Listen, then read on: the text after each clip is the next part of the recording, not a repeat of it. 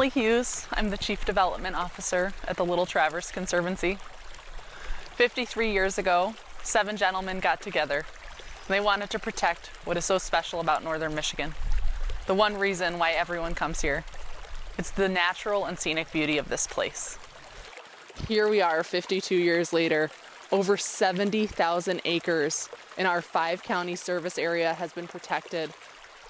Years ago, Rick Holton and Charles Wilson came to us to talk about how do we protect this river that we love. What Rick and Charles presented was a very focused project. We created in that moment the Maple River Initiative, working with a pile of resources composed of the support of many conservationists to be able to act when a property came for sale and to work with willing landowners who want to ensure that the Maple River is forever protected. So my name is Charles Wilson. I grew up outside of Detroit, but have spent many hours in northern Michigan. I'm lucky enough to own 160 acres with the maple going right through the middle of it. It's a very special place.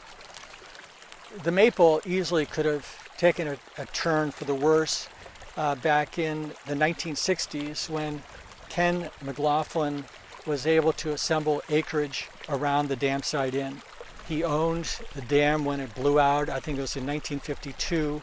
In the late 60s, he actually put a dam back in with an impoundment. His plan was to build 150 homes with a golf course.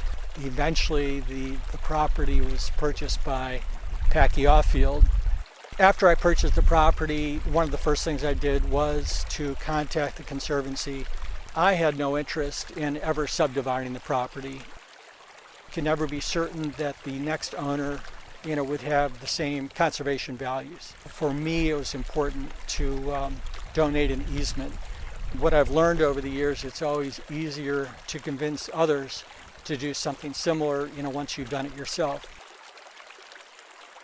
Well, today I'm standing in a very special spot. It's right below the property that my wife and I purchased about 7 years ago from the Packy Offield estate. His dream of taking the dam out and restoring the bridge and the ecosystem and open up the Maple River, 57 miles of the Maple River, which has been blocked up for 130 years. This river was unmolested after the logging period. The dam was built to hold the logs, and there was a sawmill here, and Pellston was a thriving logging community. Today, up above and down below, the timber is beautiful. It's created tremendous shade for the river that we've exposed. We have uncapped a major part of the nursery that now exists. Our entire property is wonderful gravel and wonderful spawning grounds, and the fish are already very active in it, and there's a lot of new life coming in above where the dam used to be now. One of the great things about the maple is its history has actually preserved it. It's a very intact ecosystem, and it's healed itself, and nature has brought it back, and all we're doing now is just putting the cap on and letting nature do what nature does best. Conservation Resource Alliance were our partners in the restoration. All that native, natural seed bed is just exploding, full of milkweed, full of smartweed. All these wonderful aquatic plants are all up and down the system now. It's a miracle of nature. I'm going to manage the whole pool as a meadow. I'm also in the process, from the main stem of the maple, I have floodplain. What I'm doing now with Conservation Resource Alliance, we're untapping sediment that has capped artesian springs all up and down the whole 57 miles. We've uncapped springs that have just bubbled up out of the ground. So clean, so cold. Already it is just healing itself. We have sandhill cranes that are nesting on the property now. We have many ducks, many geese. We have eagles working the river system. It's just a miracle the way it's all working out. And we're going to then place the property in a conservation easement with Little Traverse Conservancy.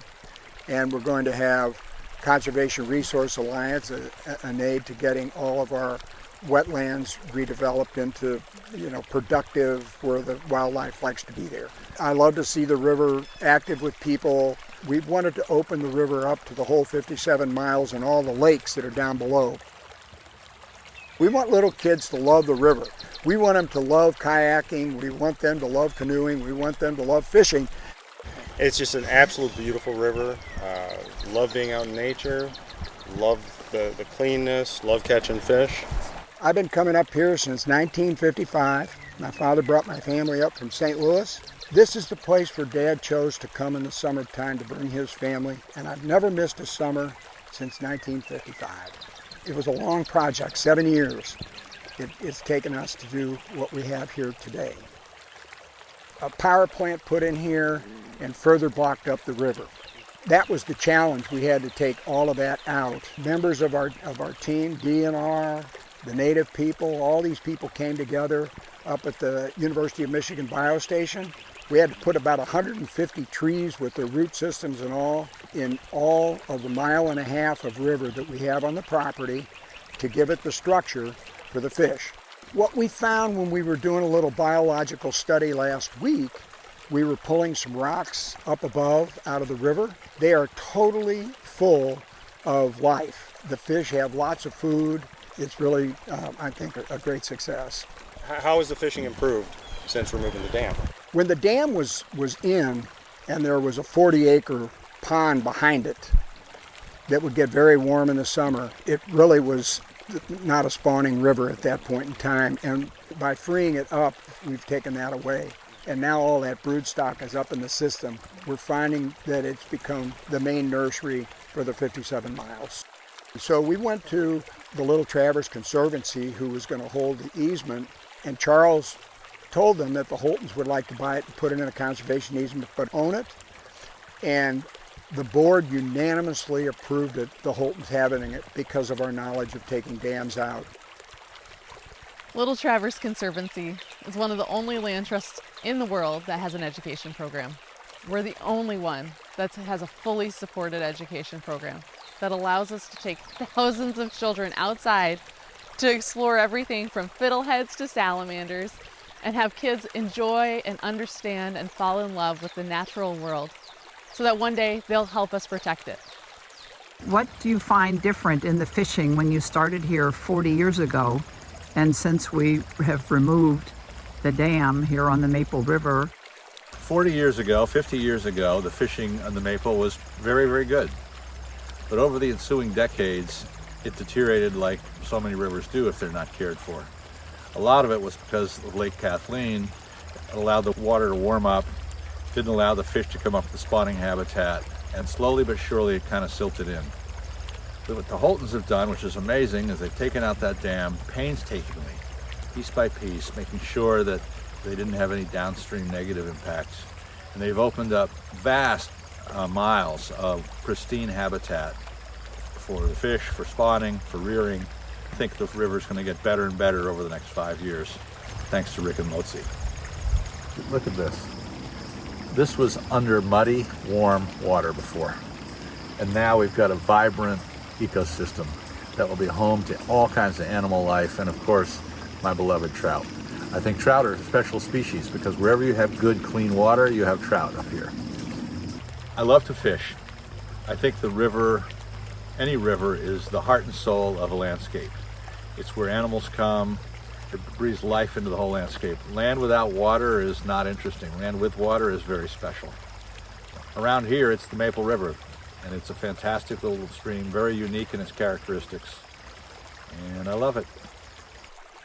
The Maple River is 57 miles long. We've protected 11 miles. There is still work to be done. Please join us.